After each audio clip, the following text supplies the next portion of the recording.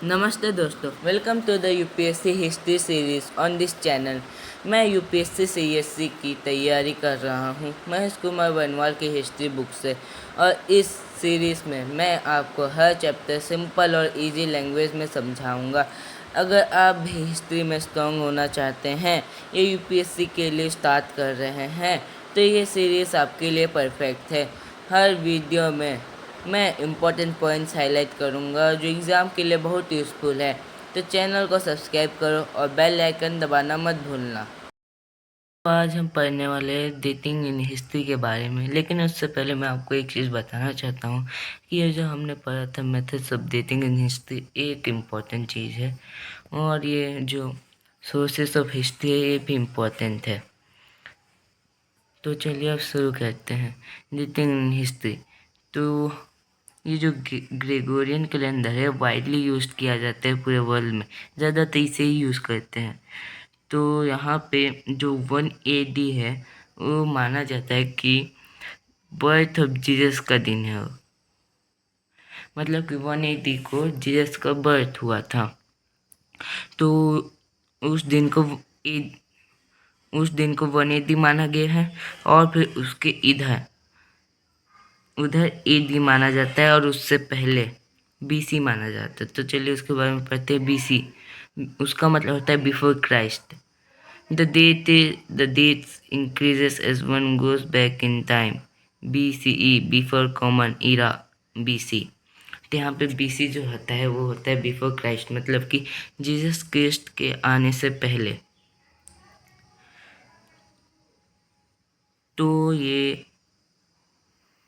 तो BC को BCE भी लिखा जाता है कई जगह। और फिर आता है AD anno Domini, Latin term which means in the year of lord. तो इसका मतलब AD का मतलब होता है एन्ना डोमिनी, जिसका मतलब होता है भगवान के साल में। तो मतलब कि जीसस क्रिस्ट के बर्थ के बाद वाला जो टाइम है उसे AD कहा जाता है। AD को हम लोग CE भी लिखते हैं, common era. The dates increase as one goes forward in time. तो यहाँ पे एक होता है BP।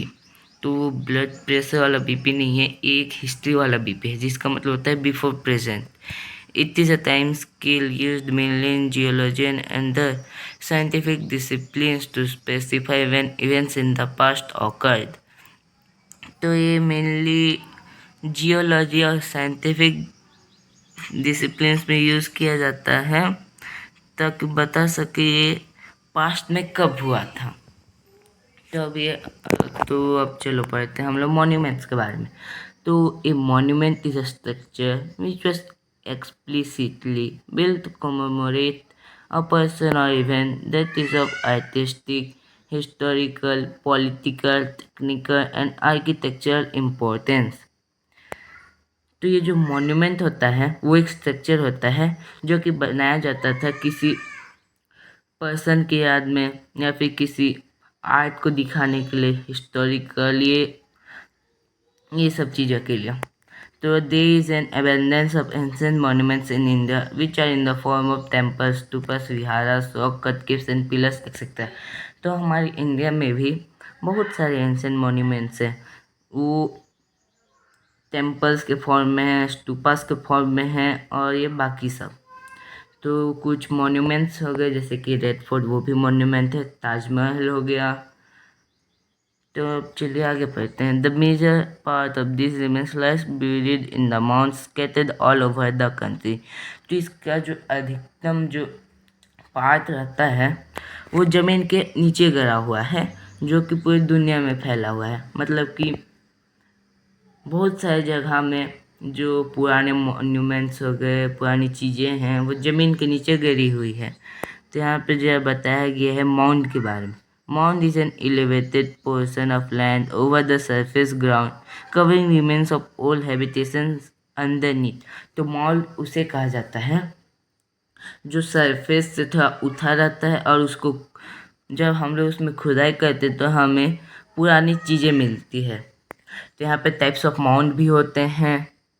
तो सिंगल कल्चर, तो माउंट के मेनली 3 टाइप्स होते हैं। पहला है single culture, it represents only one culture through, तो उसमें खाली हमें एक ही कल्चर के बारे में पता चलता है। दूसरा है major culture, it represents one culture as dominant and others are not of much importance, मतलब कि उसमें कुछ और भी कल्चर्स रहते हैं लेकिन उसमें एक ही मेन रहता है, बाकी उतना नहीं रहता है। और तीसरा है multi culture, it represent several important cultures, ये important cultures in succession which occasionally overlap with one other. तो ये मल्टी कल्चर में जितने भी कल्चर रहते हैं ना वो सारे मेन रहते हैं बस। तो आगे पढ़ते हैं अब। An excavated mound can be used for understanding of successive layers in material and other aspects of culture। तो मॉल की खुदाई करने से हमें बहुत सारी चीज़ें पता चलती है, मटेरियल के बारे में, कल्चर के बारे में। Excavation literally means carefully removing the surface material from the earth in order to find the buried remains. The method may enable the excavator to obtain a complete idea of the site culture of a particular period. तो excavation का मतलब होता है carefully removing the surface, मतलब कि carefully खुदाई करना जिससे हमें गरी हुई चीज़ें मिल जाए, और इससे हमें ना जो खुदाई करते हैं उन्हें पूरे कल्चर के बारे में भी पता चल सकता है। ये सब चीज़ों से उस समय के बारे में पता चल सकता है कि तभी क्या होता था, कैसे होता था, बाकी चीज़ें।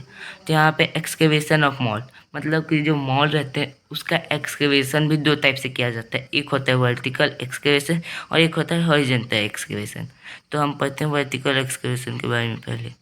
It means land-first digging to uncover the period-wise sequence of cultures. It is generally confined to a part of the site. It provides a chronological sequence of material culture. तो ये वर्टिकल एक्सकेवेशन का मतलब है land first digging, मतलब कि